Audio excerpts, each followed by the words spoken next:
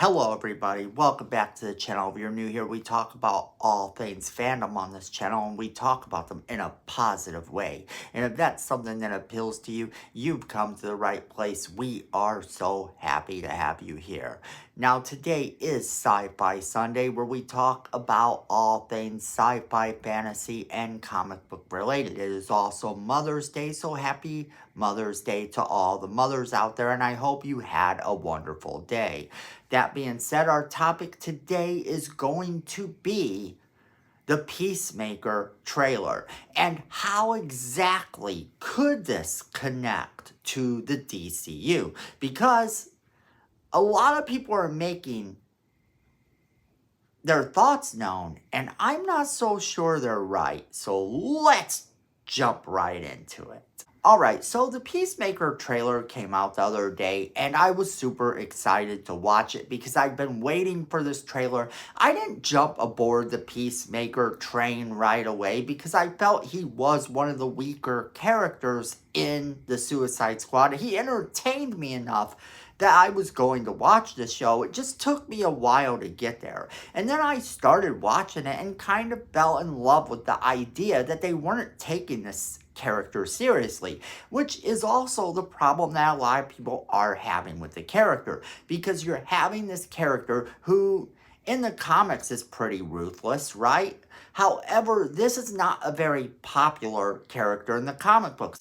There are fans of him who absolutely love the character and would like to see a true adaptation of the character, and I get it. And that's kind of the thing that they did here, was they took a character that wasn't very popular and they kind of reworked him.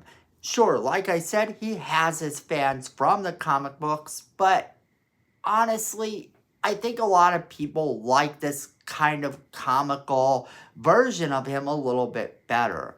And it was one of those things that I wasn't quite ready for, just how far they went and how crazy things got.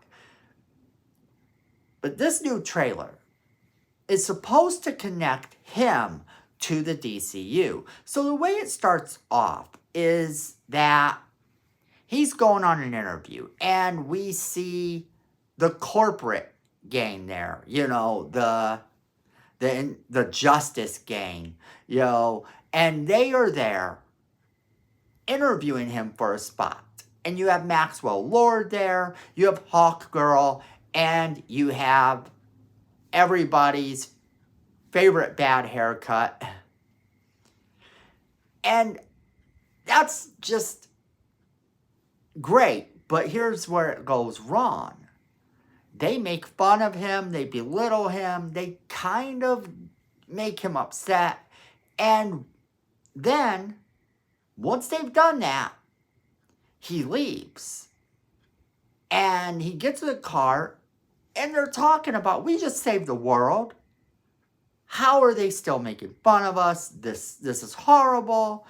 And the rest of the trailer kind of focuses on how they're being treated by other people and how they're handling themselves. They can't keep us down. We are heroes. We didn't used to be great people, but now we are. And all this other stuff. They're kind of trying to adapt to how the world's treated them after they saved the world.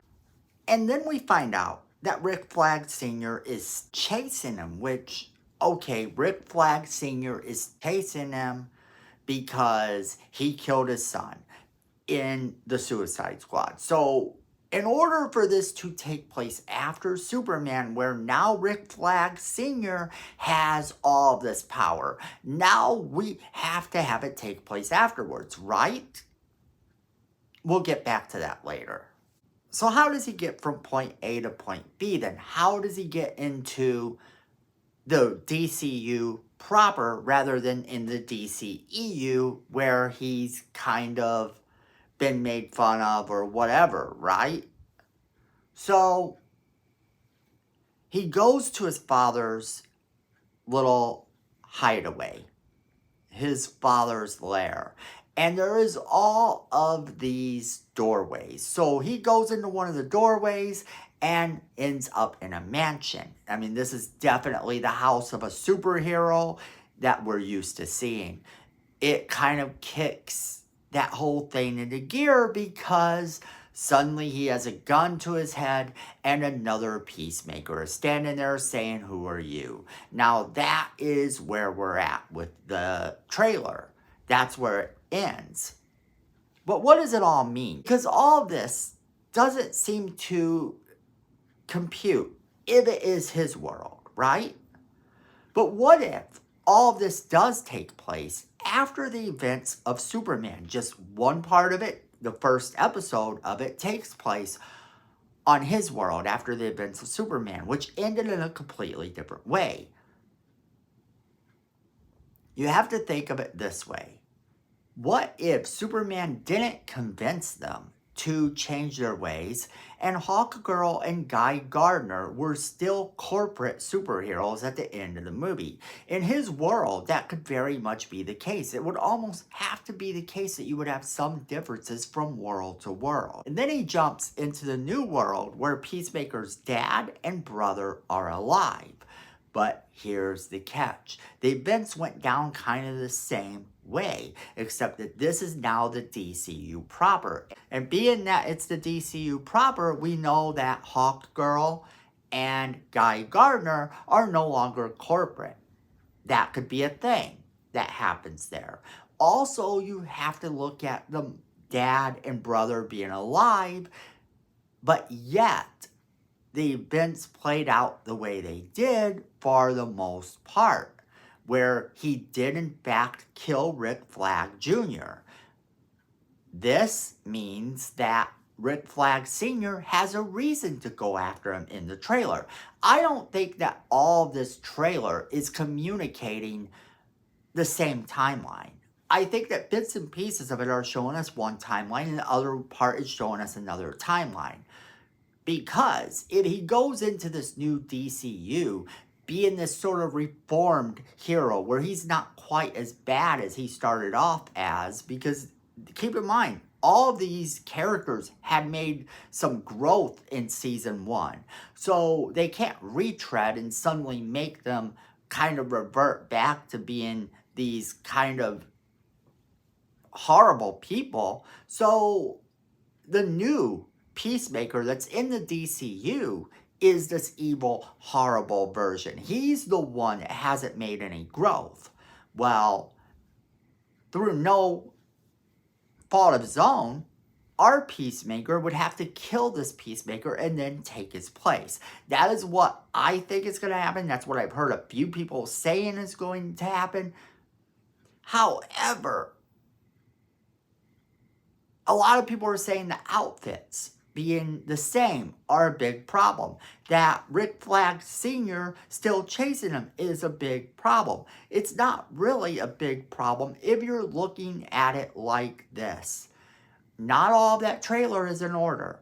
So I think we could definitely count on some shenanigans here that we are not going to see coming. But I think that we've only been shown the first episode for the most part. I'm sure there are some scenes within it that are probably a little bit later on. Like some of the scenes with Rick Flag chasing him, I think are going to be a little bit later on in the series. But I do think that we are going to see that most of this has occurred in the first episode.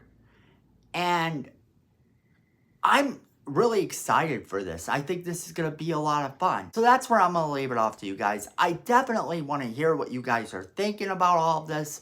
Make sure to leave me all of your theories about whether you think I'm right or whether you have your own theories, because there's so much to theorize with this trailer and with this show before it comes out, and that is part of the fun. So make sure you are leaving me that comment, sharing all of your thoughts, and then make sure you share this video with all of your friends so they can share all of their theories as well.